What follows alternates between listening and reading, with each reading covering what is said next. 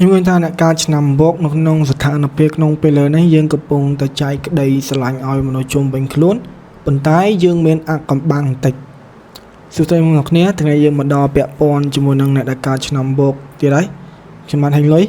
dân nó nông khai bầm bầy nắng tha nông miền đường ngồi để trời trong prap sầm rập này đã ca nằm bốc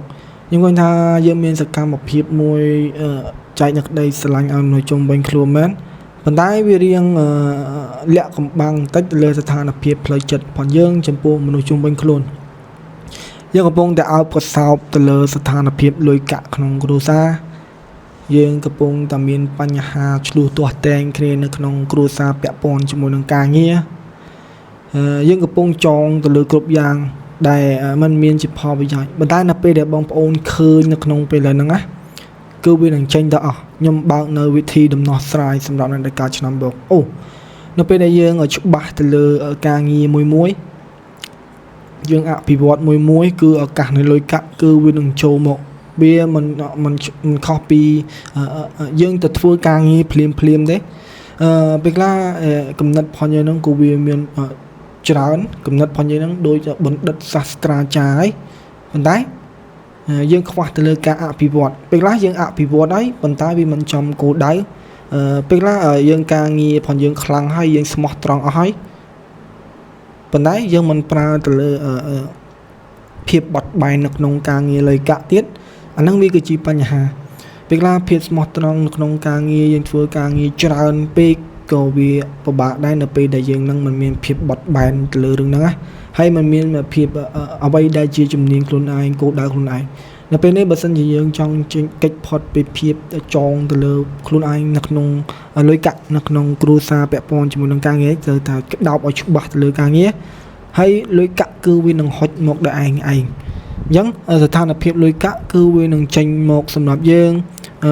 ភាពលាក់លៀមខ្លះគឺវានឹងធូរស្រាលសម្រាប់យើងអ្នកខ្លះមានភាពខ្លាចមានភាពកម្មរកុសក្នុងគ្រួសារខ្លាចយ៉ាងទៅប៉ុន្តែអូញៀនទី6ផងយើងហ្នឹងគឺដឹងច្បាស់រឿងគ្រប់យ៉ាងទាំងអស់អញ្ចឹងណាយើងវាស៊ីសងទៅលើពេលវេលាសម្រាប់យើងទេវាស៊ីសងទៅលើសកម្មភាពផងយើងទេអាហ្នឹងគឺយើងញៀនទី6ផងយើងហ្នឹងគឺបើកខ្លាំងល្អអញ្ចឹងនឹងលទ្ធផលចុងក្រោយគឺយើងនឹងមានភាពខ្លាំងក្លាទៅលើការបោលសម្រុកទៅនេះទៅនោះធ្វើនេះធ្វើនោះសម្រុកទៅលើរឿងនេះរឿងនោះគឺរៀងស្ទុះស្ទាស្លំស្លោដើម្បីភាពជោគជ័យគឺវាថានឹងអស់ប៉ុន្តែសកម្មភាពក្នុងការសម្រេចចិត្តហ្នឹងបើសិនជាយើងធ្វើខុសគោលដៅលះបង់ឲ្យគេអត់ប្រយោជន៍ទេគឺទៅមើលទៅលើខ្លួនឯងនៅក្នុងស្ថានភាពខ្លួនឯង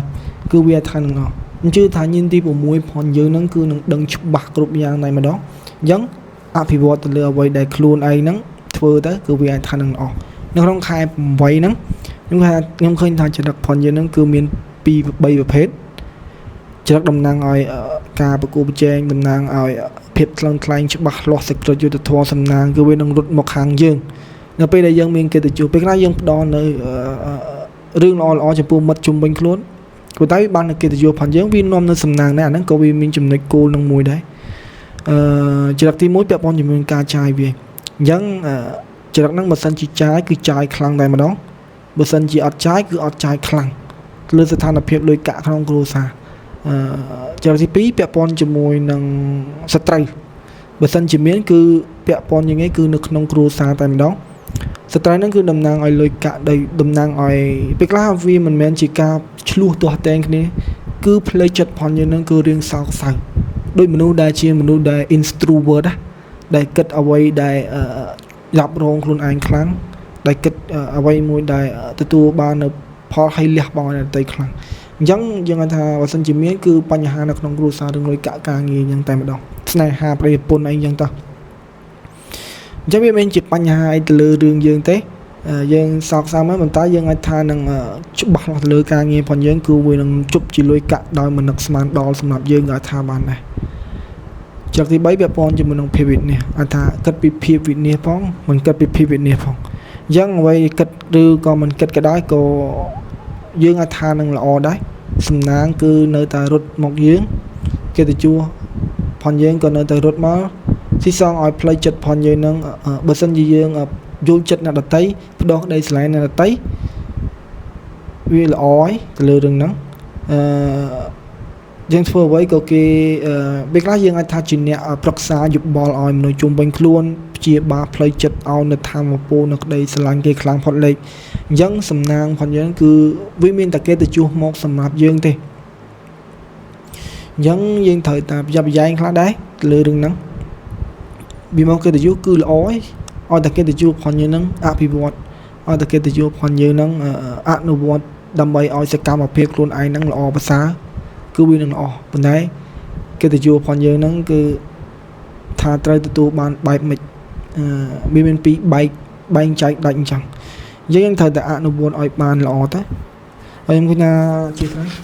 ដោះការជាបន្តទៅថានឹងមានរឿងមួយត្រូវកាលឡើងសម្រាប់នៃការឆ្នាំបោកអូយើងថានេះយើងមានភាពសោកសៅយើងមានភាពពិបាកចិត្តទៅលើខ្លួនឯងទៅលើផ្លូវចិត្តខ្លួនឯងប៉ុន្តែវាអត់មានជាបញ្ហាទេព្រោះយើងអាចថាមានជំនាញយើងអាចថាមានសមត្ថភាពគ្រប់គ្រាន់សម្រាប់យើងហើយភាពអាត្មានិយមចំពោះគ្រួសារអីហ្នឹងគឺវានឹងចេញទៅអស់ពេលខ្លះវាទាមទារឲ្យយើងនឹងផ្ដល់អាវ៉ាត់ផងមិនផ្ដល់អាវ៉ាត់ផងរ៉ាប់រងនៅការងារផងមិនរ៉ាប់រងនៅការងារផងអញ្ចឹងវាមានពីរជំរើសអញ្ចឹងណាប៉ុន្តែត្រូវតែកាត់ដាច់ទៅលើរឿងមួយដើម្បីកិច្ចផុតពីកម្មពីវិរិយដែលចូលមកតំណាងឲ្យតួស័កផងយើងនៅក្នុងខែ8ហ្នឹងអញ្ចឹងបើសិនជាយើងបែងចែកឲ្យផ្ដោតទៅលើរឿងមួយគឺវានឹងល្អខ្លាំងគឺវានឹងនាំនៅផលដែលចម្រុងចម្រើនវាអាចថាកាត់បន្ថយទៅលើការគិតផងយើងហ្នឹងកុំលែងសូវគិតរវើរវាយលែង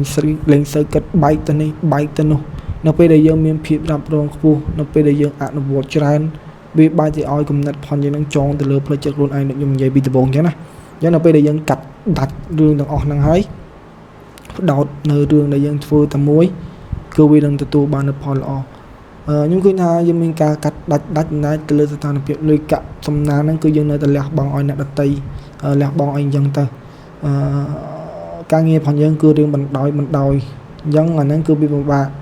បើសិនជាការងារយើងច្បាស់ហើយរួមទាំងការងារផងយើងច្បាស់ហើយរួមទាំងផ្ដល់សំណាងឲ្យមនុស្សជុំវិញខ្លួនផ្ដល់ក្តីស្រឡាញ់ផ្ដល់ជំនួយកាក់ផ្ដល់អីគឺវាថានៅពេលដែលយើងការងារផងយើងច្បាស់ហើយការងារផងយើងហ្នឹងគឺមិនសូវជាច្បាស់ទេពេលខ្លះអ្នកខ្លះច្បាស់ដែរប៉ុន្តែវាមិនសូវគ្រប់គ្រាន់មិនសូវ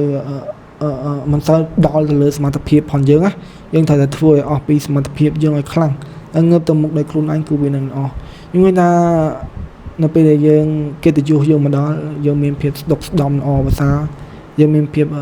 ចេញពីក្នុងចិត្តមួយដែលខ្លាំងក្លាល្អអញ្ចឹងណាគ្រប់យ៉ាងហ្នឹងគឺអាចថានឹងមានការដើរហើរសប្បាយបន្តិចនៅក្នុងខែ8ចុងខែអីហ្នឹង